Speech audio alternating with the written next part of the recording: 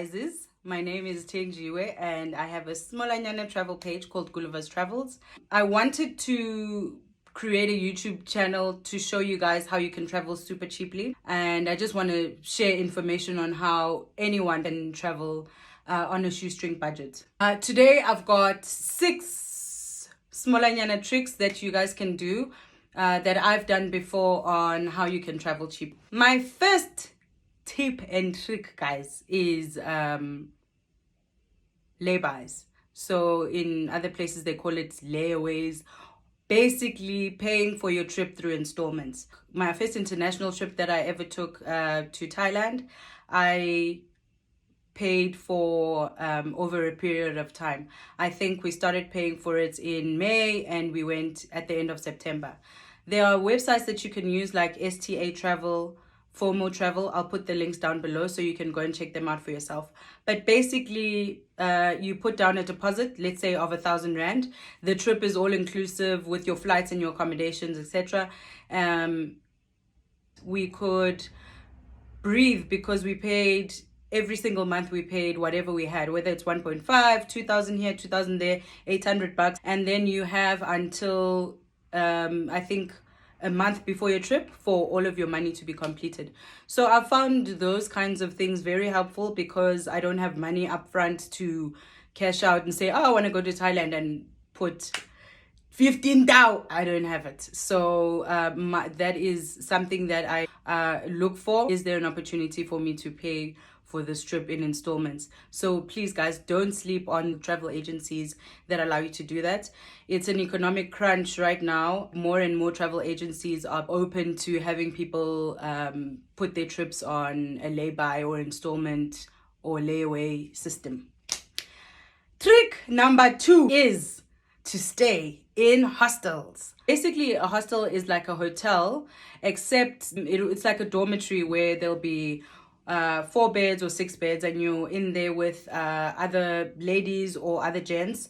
I found that this is a very cost-effective way to travel. Overseas, the hostels, they are beautiful and clean, and I mean, obviously, as with everything, you'll do your research before you book. You'll look at the reviews. What are people saying about this? I use websites like hostel.com, hotels.com, Agoda, Trivago, and a couple of others where you can filter and look for hostels. But before you book it, you can look at what have other people said about this hostel. Is it clean? Was it in a noisy area? All of those kinds of things, and then you can go ahead and book. And it's like a fraction of the cost, but it's still like living in like a nice area and hotel standard. It's just that in the room you're sharing with other people. And people generally are very considerate at hostels. We all know that we're sharing a space, so no one is going to be playing loud music at 12 a.m. when people are trying to sleep. Also, the thing that I do like about hostels is that it's all self-catering. So you can buy your own food at like the equivalent of a Pick and Pay, whatever, and just keep it in the fridge. You wake up in the morning, take your shower, do whatever before you head out for your daily adventures. You make yourself something quick to eat, and that saves you a lot of money instead of eating at restaurants. I always stay at hostels if I'm not staying with friends, etc., because for me, hotels are just not feasible. Not in Berlin. Yes, in Berlin, I stayed at a hostel. In Amsterdam, I stayed at a very, very cool hostel called Eco Mama. The benefits also about staying at hostels is that they sometimes have activities that you guys can do and they charge you a small fee. For instance, in Amsterdam, they had organized a bar hop tour, and the person that was taking us on the tour is someone that one lives in the city, so they'll be taking you to places where locals go to, which is always nice instead of going to tourist traps. And 2, it was like 10 euros, and they'd organize that we get a shot or a beer at every different bar. Now, for a solo traveler like myself, I'm most of the time travel alone. It's also a good way to meet people. In December, I was in a hostel in Miami and I made friends with some of the people that stay at the hostel, because the one girl in my dormitory, from Switzerland. We just started talking and we hit it off or whatever, and she'd made other friends. And now, months later, we're all in this WhatsApp group and trying to plan other trips, maybe to go to Spain once Corona is over, etc. So now you've got a base of friends that you would have never met before. So I really do recommend hostels for people who are traveling by themselves and are open to kind of meeting people on the road. So check out hostels, guys. Don't sleep on those opportunities. Number 3, when you are abroad, to always use public transportation. Public transportation abroad is very efficient. You just get yourself like a Metro card, and usually the Metro card works on all modes of transport. So I'll buy a Metro card, but it'll work on the train, on the tram, on the bus, on boats if you're going to a place that's got lots of canals, etc. So it's a very easy way to save money and also to see the place. When I went to Italy with my friend 2 years ago or last year, I can't remember. No, 2 years ago, we took a train from Rome to Florence to Venice. We took trains wherever we went, and it's just the easiest thing to do instead of trying to be all fancy, getting on expensive modes of transport. Just do as the locals do, and it'll save you a ton of money. So yes, that is my other trick, is use public transportation where you're going. Unless, of course, obviously you're in a super dangerous place and they tell you that the public transport is not good or it doesn't exist. I know a friend of mine said that public transport in Dubai is not a real thing. Also in Miami, it was shaky a bit, but we move. Number 4, guys, please verkyk the airlines. Look at airlines. Don't only go for airlines that you know and you love and you trust. There are many smaller airlines that might not be as well known, but they help you to go far. For instance, Alitalia, the Italian airline, only kind of came back quite recently, maybe 2-3 years ago. And when people are looking to go, let's say you're going to Germany, people will look, let me look at KLM, let me look at Lufthansa, let me look at SAA, let me look at Virgin. Hey, look also other smaller guys, because their prices are super, super competitive. And I found that most of those smaller airlines, they don't have long layovers. So just look around, guys. There's tons of airlines that we might not readily recognize, but we can get value for money there. I went to Cameroon, and getting to Cameroon, guys, is not easy. But I went with some airline called AfriSky or something like that. I didn't know that thing existed, but it was the only direct flight to Cameroon. You take time to look around and look for things that are may not be familiar to you, because you can get some very, very good prices. Other airlines that are super great, Kenya Airways, Ethiopian Airways, my super duper favorite. I went to Italy and back, 5,000 Ethiopian, and the layovers was super short. It was I think going there was 2 hours, coming back was 45 minutes that I spent in Addis. And another time that I flew with them, the flight was delayed or something like that. They gave me a place to stay where, you see, like, you guys don't look at the big ones, man. Well, Ethiopian Airlines is big, I'll tell you that much. But the ones that maybe are not on your radar. So, check out. Number 5 is travel when things are off peak. When you try and go when it's season, things are going to be super expensive. All of the hotels obviously hike up their prices, etc. And when it's low season, the prices go down because there's not as many people that are coming to the place. For instance, I went to Zanzibar last year and I went just before winter. So they close from May to July, I think it is. I may be mistaken. But I went in April. So just before winter season, which is not really winter in Zanzibar because it was hot every single day. But obviously for them, people don't come as much in those times, and the hotels close, etc. But the prices were super low, and I got to benefit. The beaches were not as crowded. Also, traveling when everyone is there is not ideal.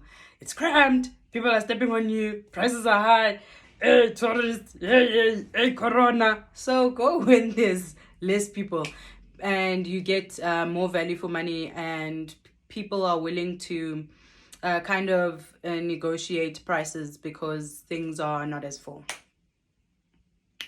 What else about that? Oh yeah, like if you're trying to go to Europe or America, don't go also in June, July, August, because everyone is there, sunshine, Euro summer, babes. Wait, go September-ish, October-ish, before it gets cold. I mean, September is also Euro summer. The weather's still nice. So, yeah, just look at your times and see when you're going. Flights as well. This wasn't off-peak. It was Christmas. I went to New York on Christmas Day. The return flights was not bad because I flew on a day when no one really is flying. People are with their families, etc. The prices go down. So just verify your dates always when you're traveling. Is it peak? Is it off peak? How can I manipulate the season, etc., etc. And then my last tip is to look for specials. Guys, I won't lie, being a budget traveler is a lot of time and effort because you kind of have to sit on websites and troll and check and then set alerts. So on websites for flights and hotels, you can set an alert that says, let me know when the price goes down, right? So it means that you're constantly checking and different website benchmarking against this website and this portal and this service provider to see where you can get the lowest prices, right? But my advice to you is, while you're doing that, is to check when there are specials such as Black Friday. Sign up to newsletters to say, let me know when there are specials on Travel Start or Flight Center or fomo.travel, whatever travel agencies that are there. Set alerts and look for when prices are down, like Black Friday. I booked a trip that was 7 days that included accommodation, like a 3-star place or whatever. But 3-star in Italy, guys, is Woma 2-star, 1.5-ish, just letting you know. But I'll do a whole video on Italy and then we can dive deeper into that. Anyway, so I got 3 nights in Rome, 3 nights in Florence, 3 nights in Venice, and a train ride in between all of those places for 8,500 Rand. Because I booked a trip that was half price on Black Friday. So look for those kinds of things and just know when prices are down. American travelers also say that January prices are really good as far as discounts, etc. I haven't personally seen that, but I'll keep looking as well. But my main point is just look out for specials so that you can book your flights then, book your trip or your accommodation then, and only travel later when you actually can. So that was the 6th and final top line tip and trick. So okay, I'm finished. Yo, my boobs, what are they doing? Okay, I'm finished, guys. Thanks for watching. Share so people know that there are alternative ways to travel that are super cheap. Leave a comment if you want to ask some questions about anything that I've mentioned. I will make sure to answer your questions I've got time, I'm home, I'm not doing anything. And I mean, I'm not doing this for money or whatever, but I just feel like it would be selfish of me to sit with some of the information I have, and maybe people want to travel and they can't do it because they think they can't afford it. You can definitely afford it. I see sometimes people go like to Cape Town, it's been 10,000 Rand or whatever. I'm like, wow, that's my whole Germany trip. Or go to Zimbabwe and all of those kinds of things. And it's super expensive to travel locally, but with that same equivalent, you could have gone abroad, or some of the places that you really have been thinking about, but you just don't know how because you think it's too expensive. Guys, anyone can travel. We can all do it. If I can do it, then anyone can. So I'm just here to basically share tips and tricks. So see y'all next time. Let me know what you really want to know about, and then I'll do a specific video on that, just giving you kind of whatever knowledge that I have. This is all about information sharing, so let's share with anyone that we know that really wants to travel. Hit me up on Instagram, Gulliver's Travels, Gullivers_travels. If you've got any specific questions that you want to know about. And yeah, guys, let's travel. Let's not leave it to the riches. I've been to 24 countries and I've never get inside business class. Never before. I don't know it. I just pass by. Then it close the curtain sometimes. But I'm there. I'm in New York, Nami, I'm wherever. Because it really doesn't matter. It's about whether or not you want to see the world. So let's go, guys. Masambeni sonke.